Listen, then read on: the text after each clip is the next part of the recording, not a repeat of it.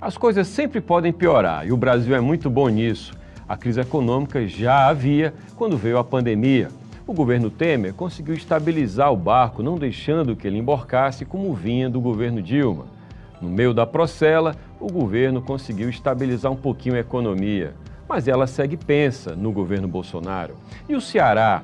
O Ceará é um estado do Brasil que tem um histórico de equilíbrio nas contas públicas. Mas em que medida ele vai conseguir ficar blindado quando essa pandemia passar? Como o país e como o Ceará saem dessa crise?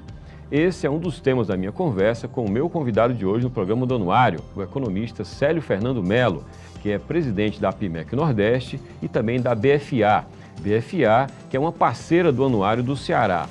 Conteúdos do Anuário tem análise da equipe da BFA. E Célio Fernando é também consultor editorial do Anuário. O programa do Anuário do Ceará 2020-2021 já está no ar. O Anuário do Ceará é um produto multiplataforma. Ele está aqui na TV O Povo, no YouTube e no site do Anuário, o anuariodoceará.com.br. Nesse site você acessa todos os conteúdos do Anuário. Todos os conteúdos que você encontra também na edição impressa, que tem 680 páginas. Economia, política, sociedade, judiciário. O Anuário é um grande retrato do Estado para ajudar você a entender como é o Ceará hoje e, quem sabe, como ele vai sair lá na frente. E esse ano, o Anuário tem uma grande novidade. Ele investiu mais em análise. Ele não apenas compila dados, ele traz muita análise. E esse conteúdo tem à frente uma equipe da empresa BFA, que é presidida, que é dirigida pelo economista Célio Fernando Mello, também consultor editorial do Anuário. Célio, muito obrigado por você ter vindo, prazer recebê-lo.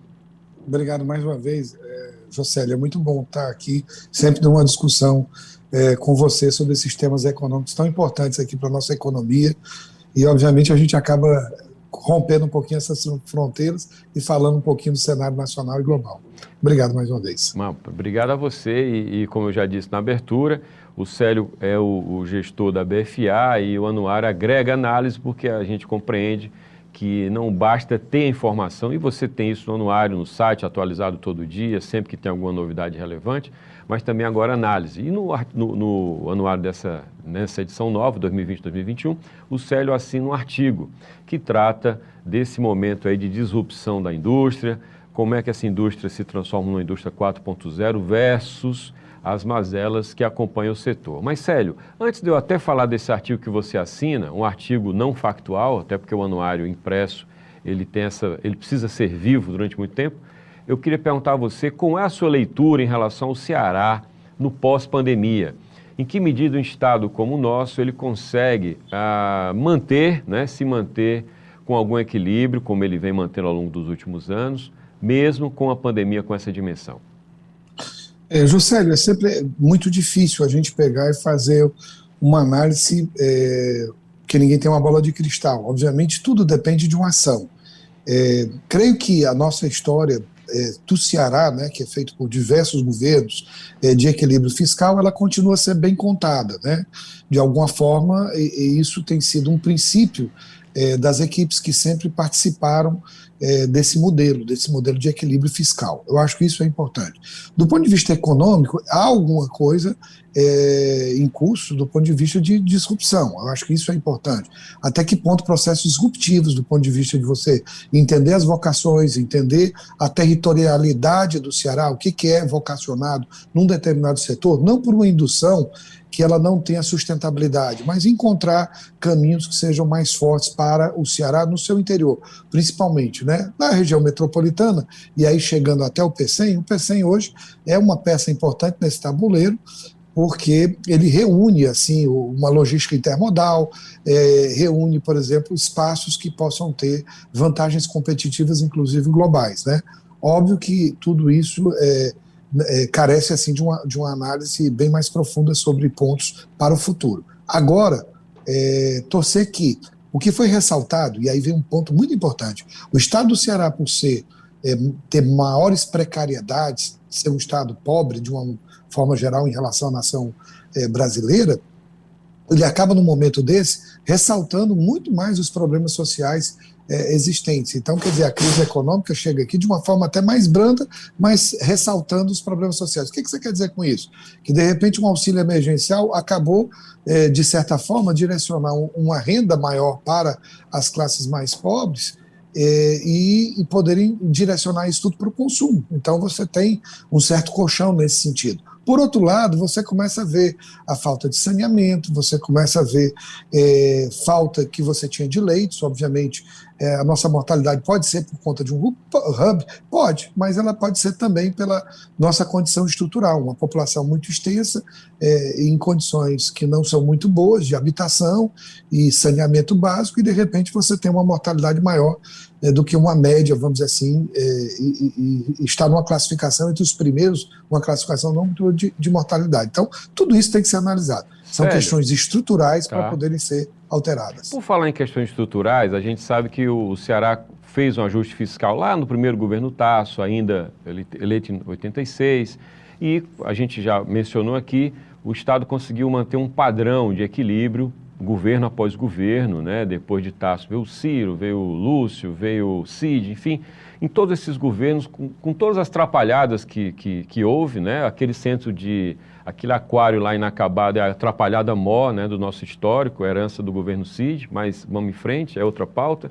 E aí a gente tem o quê? Tem um Estado que já tem uma exigência maior, né? Manter o equilíbrio é o básico, as pessoas já não cogitam atraso de salário de servidor, de vencimento, como muitos estados aí, grandes economias de estado, enfrentam, Rio Grande do Sul, Rio de Janeiro, enfim.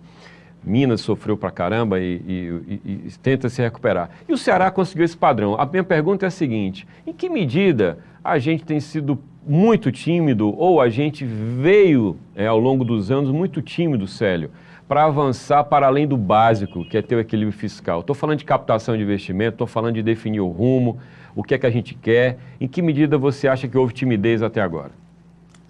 Eu acho que teve aí boas questões que ainda estão para amadurecer, como foi Roterdã, mas, por outro lado, como você disse, algumas obras inacabadas. E aí a gente tem, por exemplo, nesse outro lado, o lado econômico das finanças públicas, ele deveria ter tido uma maior seletividade com relação ao investimento público. Então, esse é um debate no Brasil, em que ordem você deve dar prioridades ao investimento, ao parco investimento, que um orçamento como o do Estado do Ceará deve fazer. Então, eu acho que isso é uma governança que deve ser cada vez mais aprimorada. Além disso, obviamente, você tem o próprio tamanho do Estado. Não é por ser preço de um secretário ou não, mas é a dinâmica de você fazer a gestão. Então, de repente, tudo isso também corrobora para uma situação não muito virtuosa. Você tem, então, esses lados, alguns avanços e algumas coisas que realmente você precisa corrigir muito, né? A gente fala muito que a educação nossa teve os melhores investimentos que foram feitos realmente. Sim, isso é fato, nesse grupo. Inclusive, o governo Cid tem esse mérito, né, das escolas profissionalizantes. Você vê que o mesmo gestor do aquário é o mesmo gestor da educação, então você tem esse ponto. Até que ponto a gente consegue ter um resultado positivo, um superávit ou déficit disso aí? Essa é uma grande avaliação para ser feita. Mas, de qualquer forma, há um aprendizado em tudo isso. A sociedade hoje, até por esses meios, né, que a gente sabe, da internet, a velocidade com que a comunicação e a preocupação e o olhar de cada cidadão está tendo, está cada vez aprimorado. Eu até, no próprio artigo, eu faço uma brincadeira sobre o Watson, que é um sistema jurídico e tudo para poder discutir. Daqui a pouco nós vamos ter assim, um supercomputador, então tudo, na verdade, vai estar sendo, por inteligência artificial, sendo avaliado o tempo todo. Não dá para você pegar e fazer uma obra sem ter um indicador e não ter um acompanhamento que dê a melhor eficiência para aquilo. Então, no caso da educação, mesmo assim, a gente tem uma performance melhor do que a do Brasil. Só que o Brasil está muito atrasado quando a gente pega o PISA. Então, às vezes, a gente se compara com uma referência que não é muito boa. Nós mesmos, em relação a nós não estamos bem. E a gente tem que evoluir nisso, porque a gente precisa, para sair de tudo isso, de uma inovação, de uma tecnologia, de uma ciência maior e de toda uma série de um arquétipo que dê uma base para essa alavanca que possa melhorar as condições aí do estado do Ceará. Célio, eu já ouvi gente do governo fazer um desabafo, né, do governo atual, inclusive, no começo desse ano, dizer o seguinte: poxa, você faz um planejamento, você consegue cortar gordura, você consegue fazer um mínimo de gordura para fazer investimento, né? Que um estado como o Ceará precisa se mobilizar muito mais do que outros. E aí, Célio, vem uma corporação, faz um motim, como a polícia fez, né? A polícia militar, e consegue ali, sob pressão, uma pressão absolutamente desonesta, porque você para a polícia, não pode parar a polícia, aí você consegue fisgar ali, na pressão, algum ganho. E outras corporações de servidores públicos. Ou seja, como é que o Estado brasileiro, eu estou falando não só o Estado, mas a União também, como é que se consegue fazer gestão na medida em que você, quando consegue alguma gordura, você tem que ceder ou você acaba cedendo a pressões corporativas? Como você conseguir eficiência na máquina, conseguir motivação para o time, pagar bem seus servidores, mas sem comprometer a capacidade de investimento? Esse dilema aí, se você parar para pensar, quem é sério não se candidata, Célio. É verdade, sempre é muito difícil isso que você coloca, porque a gente fala de duas coisas. Uma coisa é a governança, a outra coisa é a governabilidade. A governabilidade, ela acaba tendo esse fisiologismo político partidário, ou corporativista, né, ou patrimonialista. O que você quer dizer com isso? Não, porque o patrimonialismo é uma lógica também do interesse privado. O corporativismo é uma lógica do interesse de servidores dentro de um determinado patamar. E o outro lado sempre acaba sendo um ciclo vicioso de tudo isso. Agora, o que significa essa governabilidade? Você acaba precisando desses agentes para poder tocar o barco. Isso é por conta de um sistema político deformado. Você fala aí de 35 partidos, 36 partidos, e aí é muita gente discutindo muita coisa, e para você pegar e ter uma catalisação disso para poder discutir como governar, passa a ser difícil. Isso foi uma palavra utilizada pelo Fernando Henrique Cardoso, que é o presidencialismo de coalizão, mas isso não se mostrou eficiente de forma nenhuma. Pelo contrário, nem eficácia teve. Está aí o Estado brasileiro, sempre com as mesmas dificuldades, com seus déficits estruturais, e não consegue sair. E ele consegue manter por muitos anos, e não é uma questão do autoritarismo ou da democracia, se falar de regimes e tudo, o que a gente consegue até rodar em termos de pobreza dentro desse país e falta de acesso e oportunidades. Óbvio que você tem que pegar e tentar participar da política, Jocélio, é sempre importante, no sentido de tentar mudar. Obviamente é que você não pode se render a nenhum tipo de circunstância, o que é muito difícil pela natureza humana.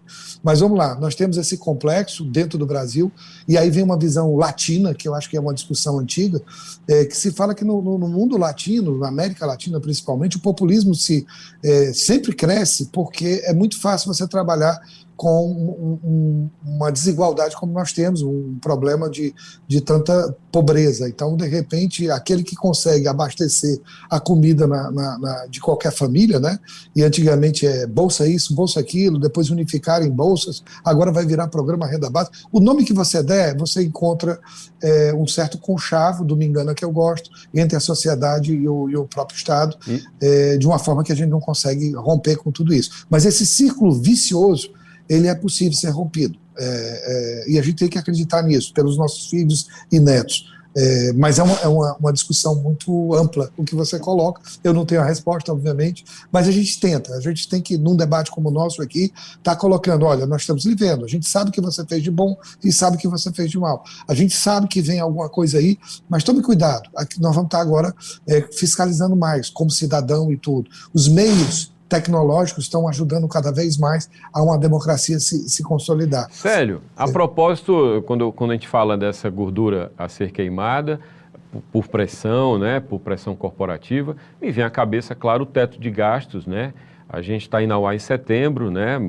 É possível que entre a nossa gravação e a veiculação pode ter acontecido mil coisas, mas a gente sabe o embate que houve da equipe econômica com o presidente Bolsonaro, porque ele definiu que não, ele gostou da popularidade desse dinheiro distribuído, ao mesmo tempo que a equipe econômica, que é técnica, não é? Ela preza pelo teto de gastos, é uma inovação aprovada no governo Temer, importantíssima, né? Não reconhecida talvez pela esquerda, enfim, que foi refratária a tudo que viesse de Temer, mas foi importantíssimo naquele momento. Então, o velho populismo que você toca, nessa categoria populismo comprometendo a lógica técnica das coisas, né? Teto de gastos é um claro exemplo disso. Você acreditar que os governantes não são capazes. Até a própria centralização, coisas que são muito boas, como o Sul, o Fundeb, são excelentes, está entendendo? Eu acho que quando a gente viu agora esse problema da pandemia, o SUS funcionou muito bem, né, do ponto de vista de organização mais centralizadora disso tudo. Mas a gente pensava em 1988, eu acho que era uma descentralização maior para os estados e municípios, né?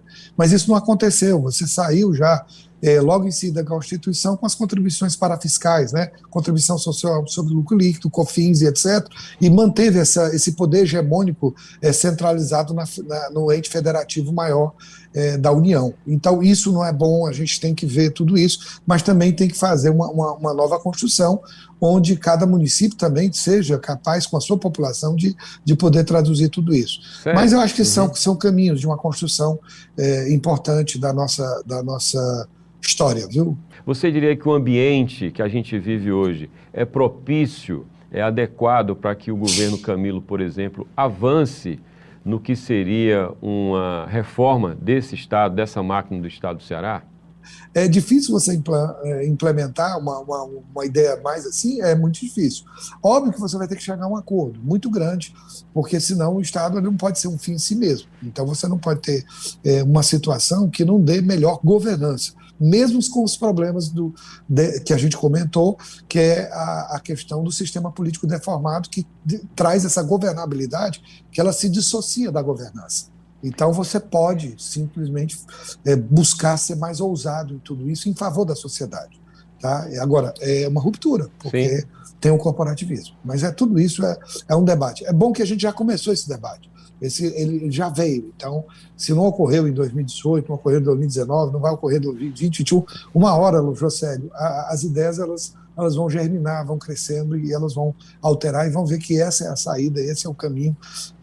Não é uma questão de Estado mínimo, não. A gente fala muito de um Estado que seja suficiente para poder atender a sociedade.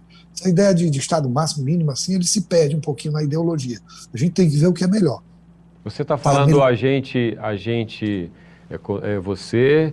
Como economista, como ou pessoa, a gente Partido Novo, que você apresenta o Partido Novo? Não, eu penso, como Partido Novo, a gente pensa também dessa forma. Falamos já de Estado necessário, mas era o Stiglitz que discutiu um negócio desse, não era da corrente. Mas o que é importante é que não é uma ideologia, é uma doutrina. Poxa, o Estado tem problemas, então o que você vai pensar? É óbvio que se eu tenho menor capacidade de investimentos, eu vou pegar e dar um papel e uma prioridade ao Estado. Saúde, educação, segurança. Óbvio que tudo isso vai ter uma transversalidade na hora que você fala de questões institucionais, como para o empreendedorismo, que é a desburocratização. É lógico que você vai falar de questões de infraestrutura, mas o Novo não vai deixar de falar de bioeconomia, não vai deixar de falar de marcos regulatórios que possam trazer recursos para a universalização do saneamento básico, né, do saneamento. E, então a gente apoia questões como também a disruptura, vamos dizer assim, o marco regulatório também do gás, para poder atingir muito mais indústrias que possam precisar de um potencial, que precisam de um potencial energético que possa ser melhor calibrado para os seus custos. Então, não tem nada demais. E tudo aquilo também que você for aprendendo, coloca.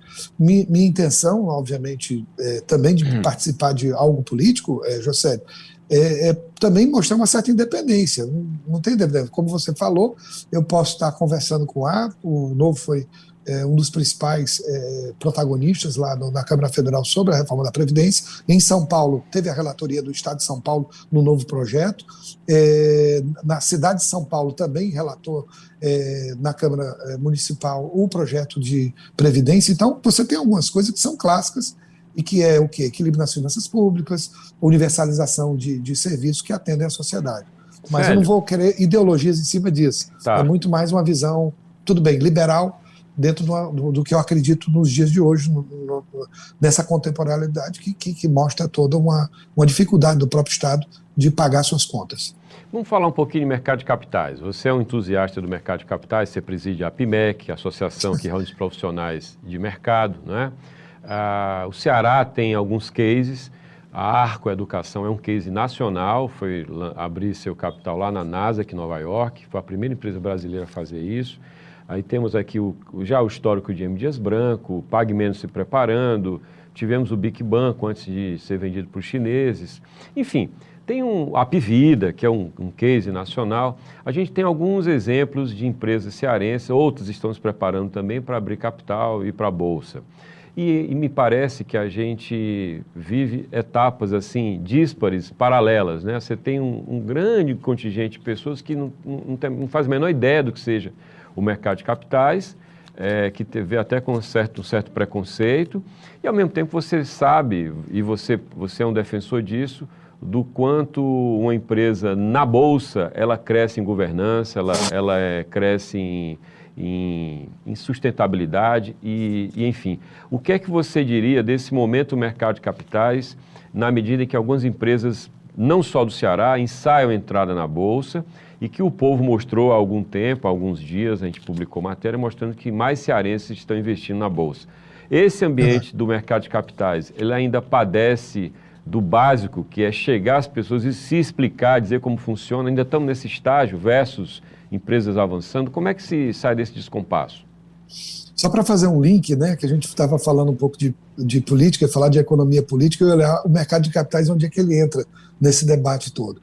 A forma de mercado de capitais é uma democratização do capital. É bacana, você pode ser acionista, eu posso ser acionista, quem quiser ser acionista da Pagamentos pode ser, olha que coisa interessante.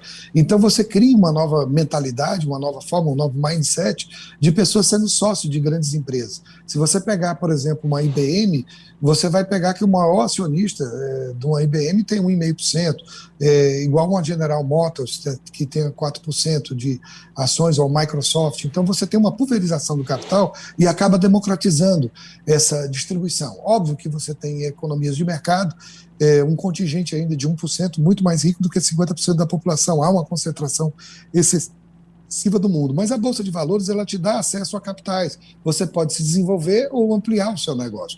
O caso da Arco é fantástico. Você vê que a Arco, que é oriunda do sistema Arid-Sá, né, o SAS, e dentro da história, você pega e vê uma Arco comprando o Positivo, que era a maior editora do país. Então, poxa, como é que pode?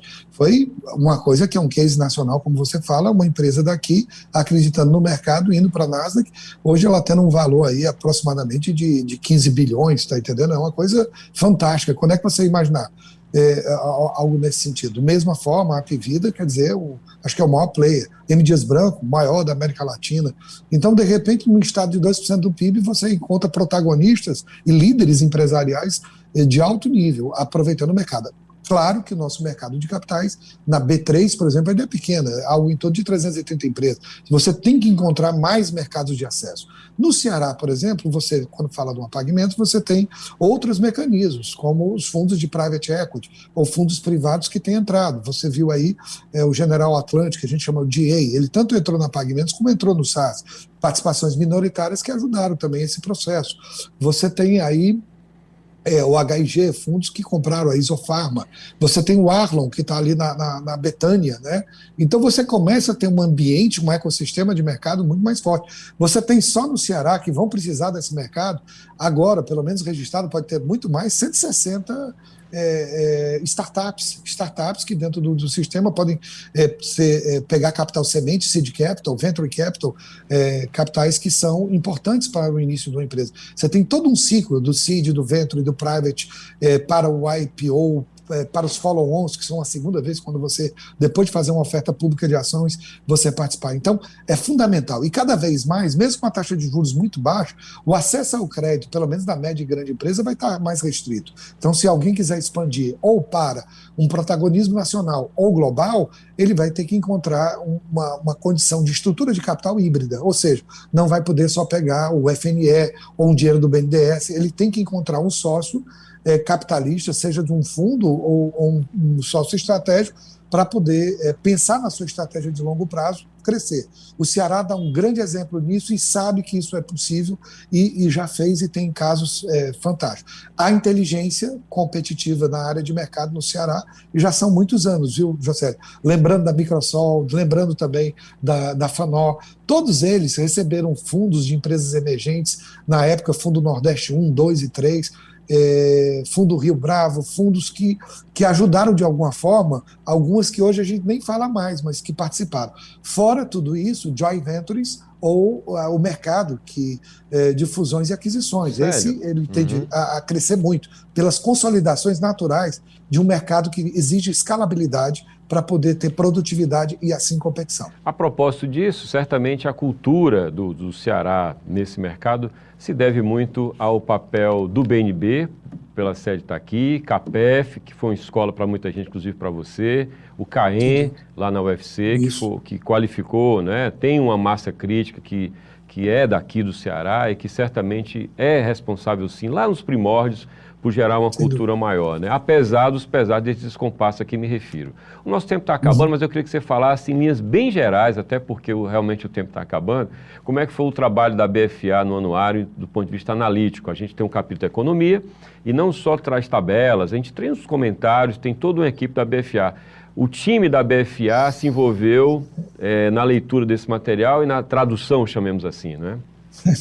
Olha, é um trabalho pioneiro, acho que é uma primeira versão. Você sabe que dentro do que nós conversamos, isso, até pelo tempo, foi uma análise mais superficial, mas é uma análise que inicia, né? Eu acho que isso é importante, não adianta só o dado tem que virar informação, de informação também gerar conhecimento. Então, nosso trabalho foi bastante simples nesse primeiro instante, poderá ser aprofundado ao longo de outros anuários, a gente vai continuar a ter essa oportunidade, Jocélio, que eu acho que é muito importante. Claro. E essa equipe, vamos dizer assim, é uma equipe boa, são jovens, são pessoas que têm o seu mestrado, que estão participando aí já de doutorados e tudo. Então, um grupo que tem academia e também vê mercado. Eu acho que tudo isso soma. Olhar um pouco as finanças públicas por esse olhar de mercado é bom, não há viés ideológico nem nada disso, é simplesmente o fato e responder a tudo isso. Mas é um trabalho inicial. Acho que o grande fato é ter aceitado esse desafio, viu, Jocélio? Espero que a gente consiga realmente ter atendido um pouquinho disso. Olhar o que também o passado e olhar e apontar um pouco do futuro com esse passado também é algo também bastante difícil. Mas acho que com o tempo a gente vai aprimorar tudo isso. Mas a experiência foi muito rica, o grupo ficou muito satisfeito em colocar, mas dentro dos limites que o tempo e o momento impuseram para a gente poder fazer algo que seria mais. Senão você tá lá com as suas páginas todas, tu já imaginou, ia virar o dobro ou o triplo só de análise. Então, nesse momento não é possível, nesse momento o poder de síntese é difícil. E você vê que eu, como analista, eu tenho uma dificuldade muito grande do poder de síntese, porque a gente vê a complexidade que tudo é muito interconectado e interdependente. Ao pensamento complexo, a gente às vezes quer ser prático, mas não é pragmático. Pragmatismo é você ver o todo, tentar fazer o máximo de link possíveis e depois você pegar e tomar a decisão de fazer o mais simples. Então, eu acho que essa é uma lição. E a gente vai se desenvolver, seja no Ceará, seja na região Nordeste ou no nosso país, se a gente compreender a complexidade e depois fazer uma execução da melhor forma e da maneira mais pragmática, não numa linha obscura, sem iluminação, para olhar o futuro. Eu acho que esses são pontos, a gente fala a palavra desafio o tempo todo, mas é desafio com essa disruptura de um modelo mental que precisa ter essa abrangência na hora da discussão. Ok, Célio, muito obrigado a você pela entrevista, pela sua participação no anuário, pelo trabalho da BFA, uma equipe talentosa, jovem, com excelente formação, só agregou ao anuário. Obrigado, portanto, Célio, boa sorte na BFA. Então, obrigado muito para você, Jocélio, e ao Grupo Povo, eu acho que por essa confiança. É sempre bom para a gente poder, dar uma contribuição a mais aí para a sociedade. Maravilha, obrigado. Maravilha. Anuário, que é uma publicação da Fundação Demócrito Rocha, com promoção do Povo. O programa do Anuário de hoje fica por aqui. O Anuário 2020-2021 é aqui na TV, é no YouTube, é no site do Anuário, www.anuariodoceara.com.br, e é também na edição impressa. Linda, belíssima, um projeto gráfico belo e bastante funcional, inclusive. Eu sou suspeito, eu vou elogiar sempre o seu editor-geral do Anuário, mas ele está lindo e está com muita informação e, como nós dissemos na entrevista, com mais análise, o que o torna muito mais útil, muito mais pertinente para esse momento. O programa fica por aqui, você consulta, como eu disse, todos os conteúdos no nosso site. Foi um prazer, mais uma vez, pela sua audiência. Tchau, até o próximo.